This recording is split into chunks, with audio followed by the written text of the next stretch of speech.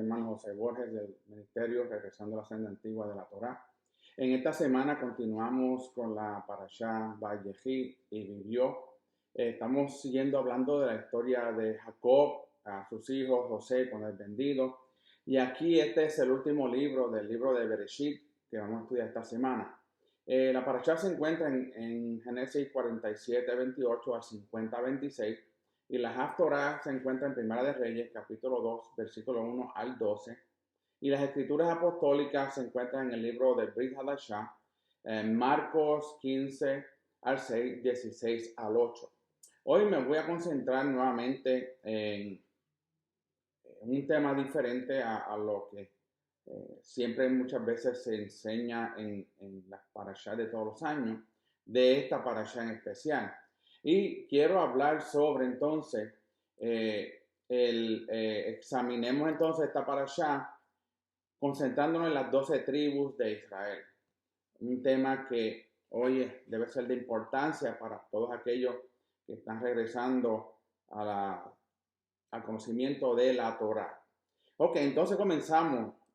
En la escritura nos dice que las 12 tribus de Israel son un tema importantísimo en la escritura y se menciona muchas veces o numerosamente desde el Génesis hasta el Apocalipsis, el libro de Revelación. La primera vez entonces que encontramos las 12 tribus en Génesis 29, cuando Jacob llega a la casa de Labán para buscar esposa y entonces ahí es donde se comienza a hablar de las tribus, aunque no estaban todavía las tribus, pero ya el Eterno tenía el plan de establecer las 12 tribus de Israel por medio de Jacob, que después le cambia el nombre a Israel. Luego en Génesis 35 también se habla de cuando Jacob sube a Betel y hace entonces un altar, que allí el Eterno le dice que levanta un altar. Luego las 12 tribus se vuelven a mencionar en el capítulo 49, cuando Jacob hace una oración en su lecho de muerte, que es esta parashá, y pronuncia una bendición profética sobre cada uno de sus hijos.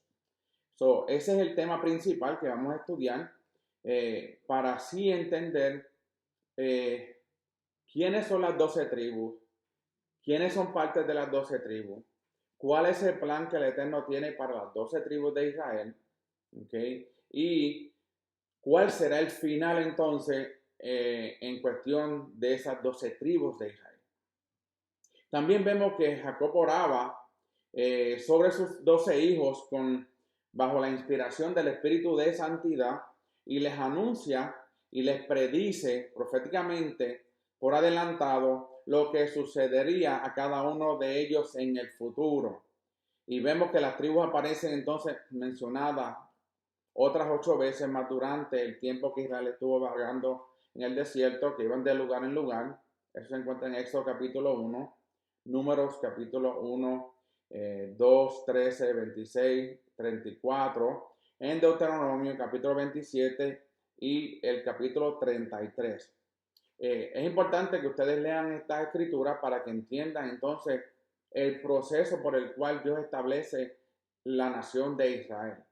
¿Ok? Que eso no fue que ahora una iglesia cristiana es la Israel espiritual y el reemplazo de teología, la teología de reemplazo, o replacement theology.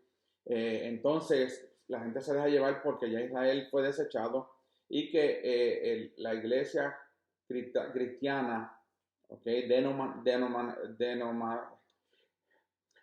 las denominaciones, perdón, son las que entonces tienen la autoridad de llevar el mensaje para los últimos tiempos, pero eso no es de esa manera. Después entonces de haber entrado Israel en la tierra prometida, en el libro de Josué 13 y Jueces 5, también se ve las 12 tribus. También durante los años de los reyes de Israel, en Primera de Crónicas, capítulo 2, capítulo 12, capítulo 27, por el profeta también Ezequiel con respecto a una profecía futura, en Ezequiel 48 y en el libro de Revelaciones o Apocalipsis en el capítulo 7. Ahora bien, ya tenemos el fundamento de las escrituras donde nos habla de estas 12 tribus y el propósito el Eterno que establece luego con cada una de estas tribus, con Israel como nación, para entonces entender el plan de salvación, el plan de redención de parte del Mesías. ¿Okay? Las 12 tribus tienen una parte vital e importante en la venida, en cuanto a la venida del Mesías. ¿Okay? ¿Quién es Israel entonces según Jacob? Génesis 48, 14 y 16 lo vemos cuando también leemos el 48, 1 al 20. Imagínense a su padre o tu abuelo haciendo una oración especial sobre cada uno de ustedes. Y en la oración entonces los bendice y le dice lo que sucederá en tu futuro y en el futuro de tus hijos, de tus nietos y aún después de ellos.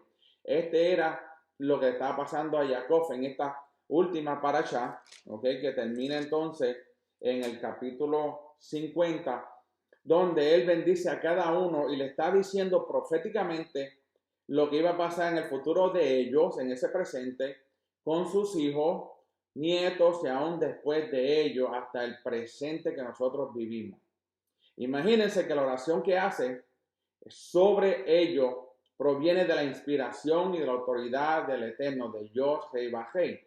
Y significa que la bendición de esa oración se va a cumplir de cualquier manera, que no importa que el pueblo de Israel haya sido exiliado varias veces en la historia. El reino de Israel se divide en dos, se separan las tribus, 10 tribus en el norte, 3 tribus en el sur, ya conocido entonces como el reino del norte, el reino del sur, reino de Israel, el reino de Judá, y vemos que no importaba lo que iba a pasar entre medio de la profecía que le estaba haciendo, de oración que el Eterno le estaba dando a Jacob por inspiración, para dárselas a sus hijos, para que ellos siguieran enseñándolas a sus hijos, nietos, bisnietos, hasta el fin del tiempo que estamos viviendo ahora. No iba a importar lo que sucediera entre medio de ese tiempo, el Eterno iba a mantener el plan y la promesa que le había hecho a Abraham, a Isaac y en este caso a Jacob. Y eso fue exactamente lo que sucedió cuando Jacob oró por sus 2 nietos, Efraín y Manasés. ¿Okay? Al momento que Jacob coloca sus manos sobre Efraín y Manasés, y eso lo encontramos en Génesis 48, para bendecirlo, Jacob cruzó sus manos. ¿Okay? Luego, en el versículo 16, que habla del ángel o mensajero del cielo que los redimió del mar, aquí entonces Jacob se refiere a algo que le sucedió en Génesis capítulo 31 del 11 al 13, cuando el mensajero que después se convertiría en el futuro en Yeshua el Mashiach le dijo que se fuera de la casa de Labán y regresara a la tierra prometida, a la tierra que había sido dada y prometida a Abraham, a Isaac, a Jacob y a todas sus generaciones. Entonces vemos que ese mensajero era el diminuto de Elohim, ¿ok? Dice, y protegió a Jacob y a su familia en su viaje de regreso a Canaán y les libró de sus enemigos Labán y Esaú, quienes deseaban matarle. Aquí vemos del comienzo de la familia de Jacob, que ya se había casado con Lea, con Raquel, la sierva había tenido hijos con las siervas de las dos, y vemos que ya los hijos estaban todos juntos, y vemos que cuando el Eterno le dice, ya es tiempo que salga de la casa de Labán, porque hay un propósito para ti y toda tu descendencia. También ese mismo mensajero lo cuida de su hermano Esaú, que lo quería matar porque le había quitado supuestamente la primogenitura por un plato de lentejas, y eso lo sabemos.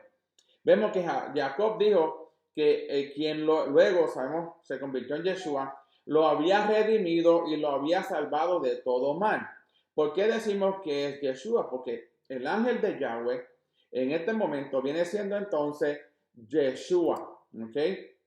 ¿Y quién es Yeshua? Yeshua entonces viene a ser el que redime a toda la humanidad, ¿ok? Y es el que entonces salva de todo mal a todo aquel que en él confía, ¿ok? Todos aquellos que andan en obediencia. Dice, Yeshua dijo en cierta ocasión, si me amas, guarda mis mandamientos, ¿ok? Ahora, ¿quién es el Salvador y Redentor que salva al hombre de todo mal? Si no sabemos, entonces debemos leer a Tito capítulo 2, versículo 14, a Romanos capítulo 4, versículo 25 y a Gálatas capítulo 1 del 3 al 4. ¿Ok? Y eso lo pueden leer nuevamente en sus hogares para que entendamos quién es el Salvador y el Redentor que salva al hombre de todo mal. El mismo que salvó a Jacob de la muerte y de todo mal. Jacob entonces no solo habló acerca de Yeshua Redentor, que era el futuro Mashiach que había de venir, sino que hizo algo muy interesante con sus brazos al colocarlos sobre sus nietos. Y eso lo hablamos en las parashas anteriores también, el año pasado, que es esta la parashá que habla de cuando se encuentra con Joseph en esta parashá y se encuentra con sus nietos, él los bendice, pero cruza sus manos. En el antiguo Medio Oriente se conocía a la bendición del primogénito cuando se le ponía la mano derecha sobre la cabeza del primogénito. Y eso lo leemos en Génesis 48, 14.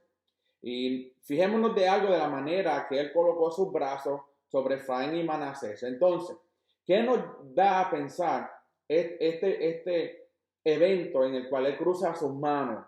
¿Qué símbolo entonces se formó en la forma en que coloca sus brazos sobre ellos? ¿Ok?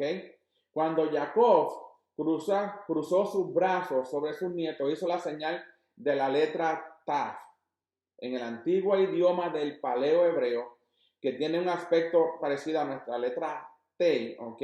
O X. La letra Taf era un símbolo que significa una marca, una señal de propiedad. Sellar, establecer un pacto, unir a dos en uno solo. ¿Ok?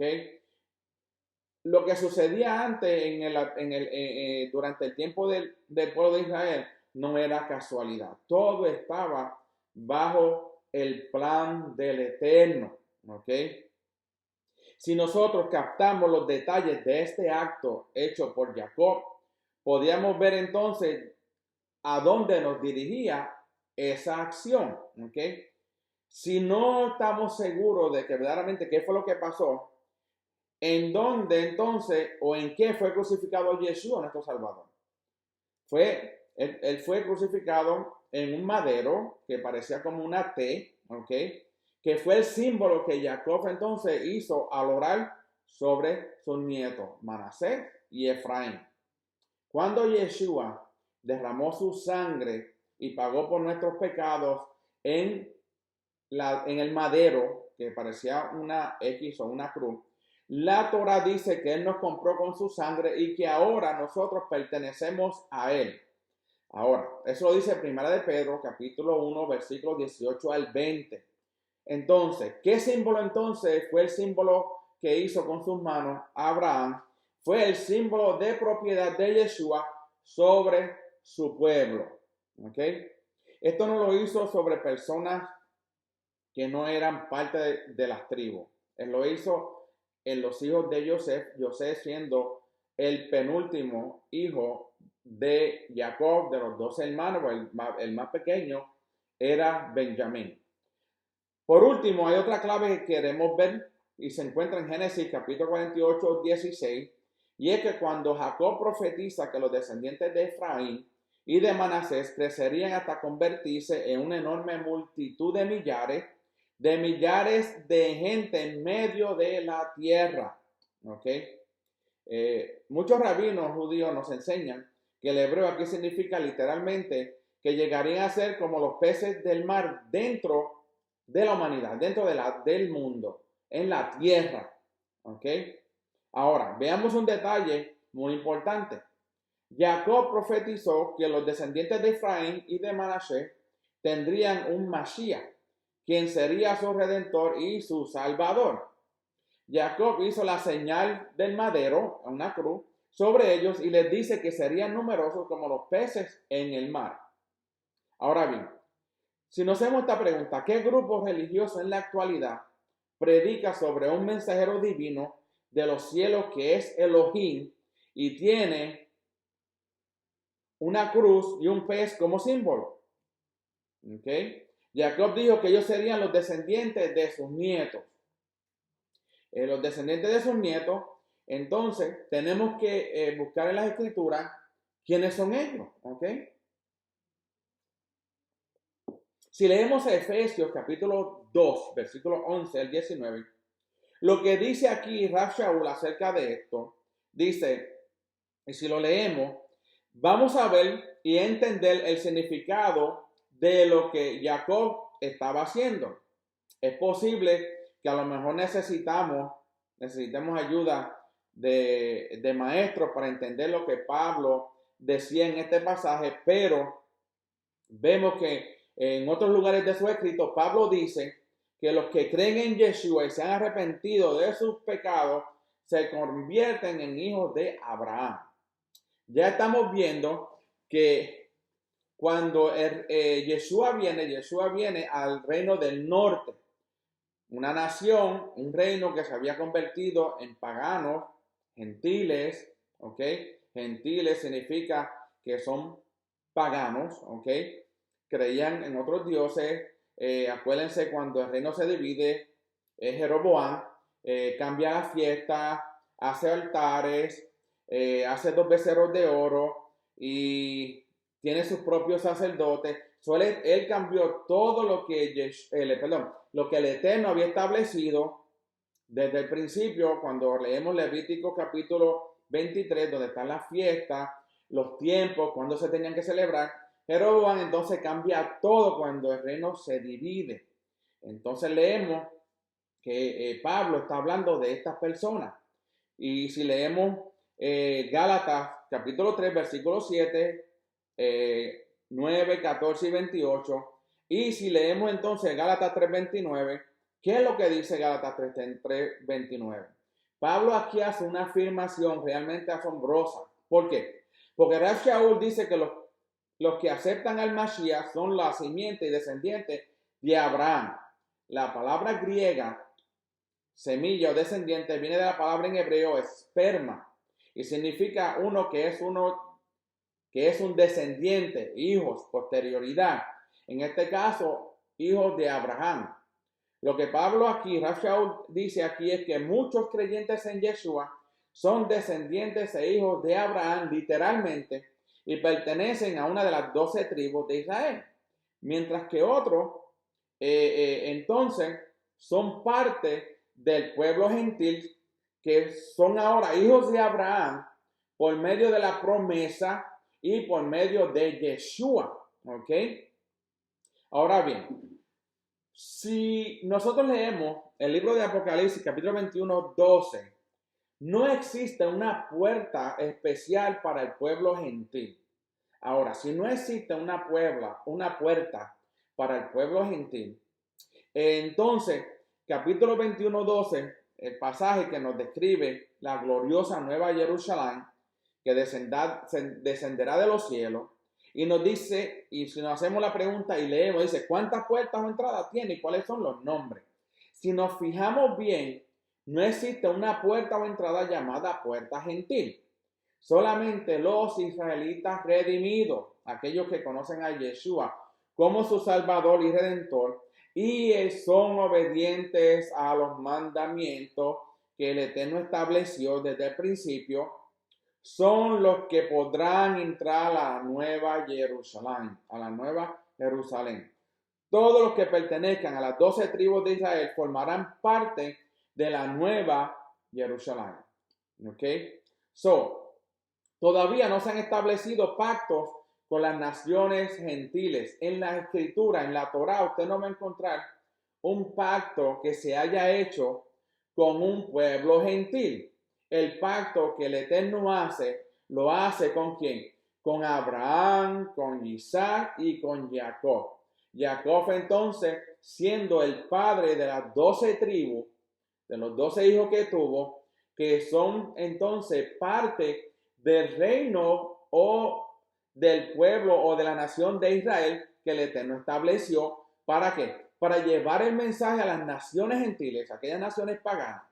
Tenemos que entender que en el antiguo Medio Oriente, todos estos países, todas estas naciones, todos estos imperios que había en el tiempo del antiguo Medio Oriente y también en el tiempo de Yeshua, eran imperios y personas que creían en muchos dioses, ¿ok? Eran paganos, eran gentiles. Si nosotros hoy estamos caminando en obediencia a la Torá, no somos gentiles, somos parte de Israel.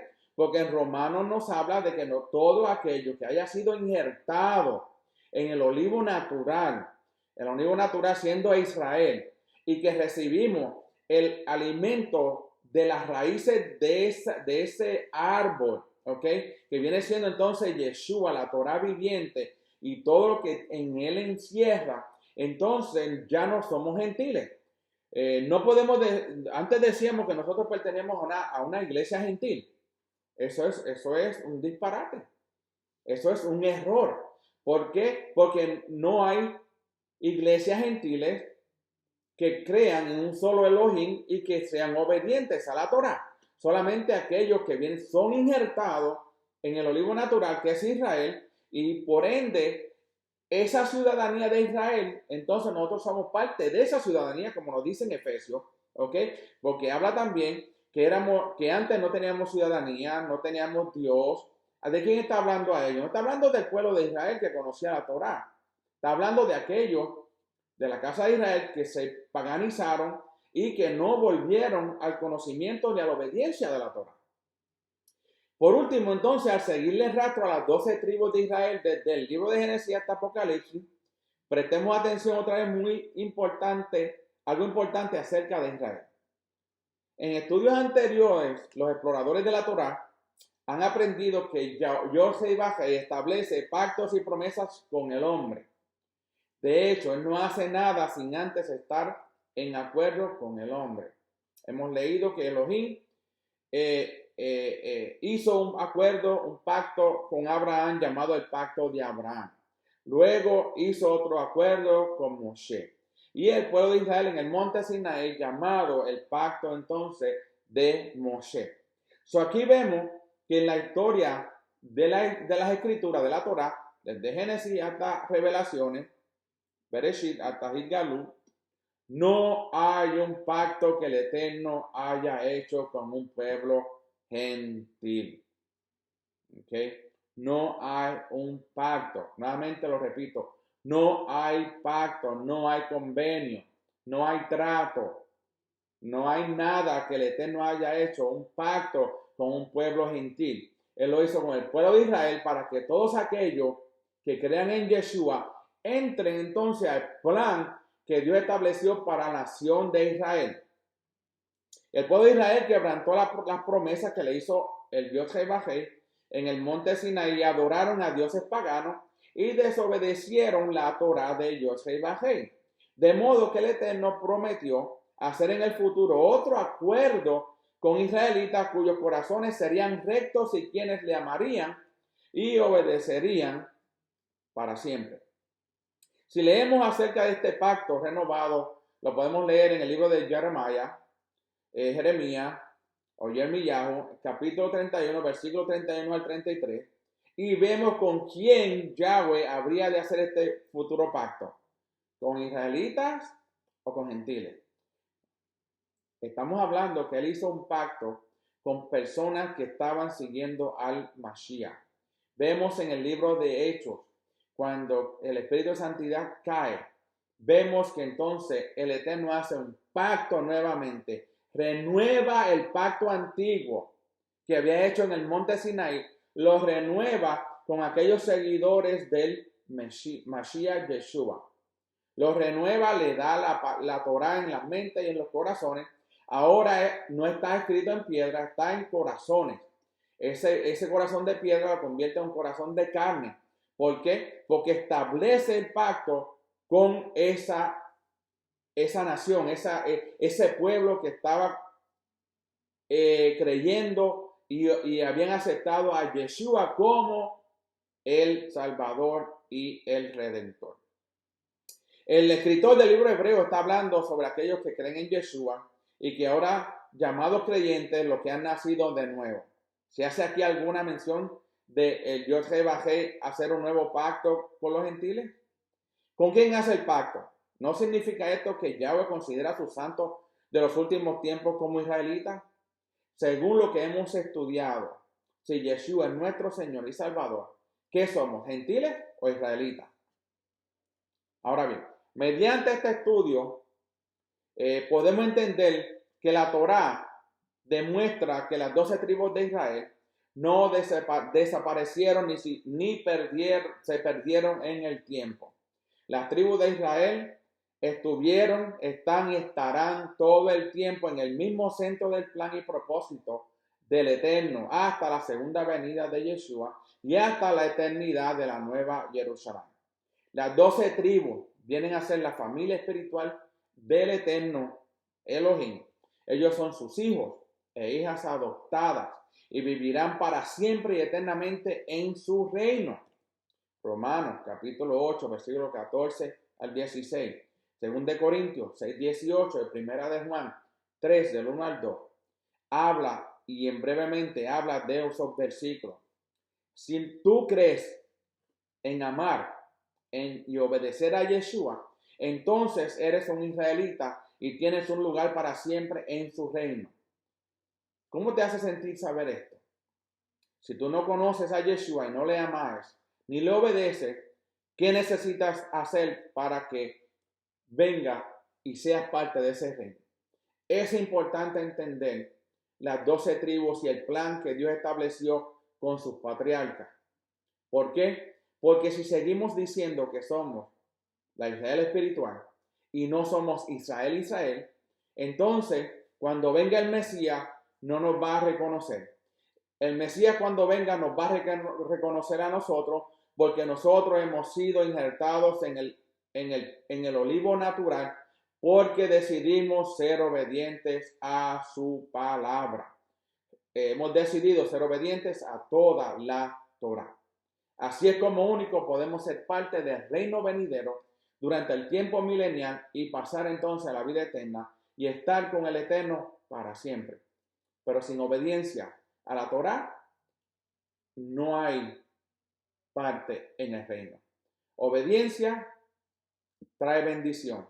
Desobediencia trae maldición.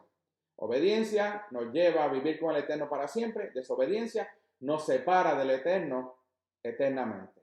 Que el Eterno los bendiga y espero que hayan aprendido algo y que seamos inteligentes y sabios en entender que nosotros somos Israel.